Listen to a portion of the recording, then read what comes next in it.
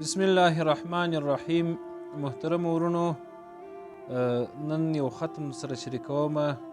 ډیر بهترین ختم دی، مفید ختم دی، او دا د سورة فاتحه د الحمدلله ختم دی. رسول اکرم صلی الله علیه و آله وسلم فرمایي وایي سورة فاتحه د اویاو څخه د زیاتو مرضونو دپاره شفا ده، دوایه ده. نو دا هم د سورة فاتحه ختم دی د الحمدلله. نو هغه به تاسو څنګه وایست؟ ډېره اسانه طریقه ده چې د یوې هفتې په پوره کېدلو سره به ختم سي، او هم به الله تعالی جل جلاله ستاسې کوم حاجت چې دی هغه به سرته ورسوي انشاء الله.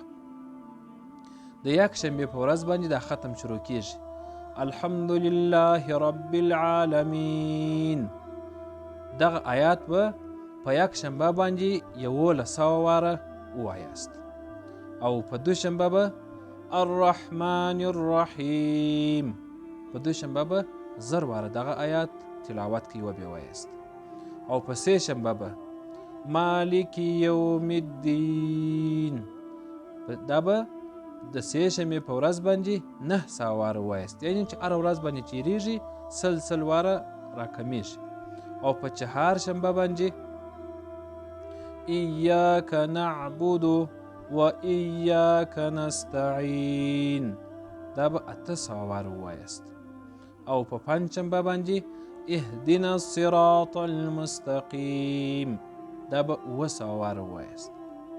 او همداسې د جمعې په ورځ صراط الذین انعمت علیهم، دا به 600 واره ووایاست د جمعې په ورځ.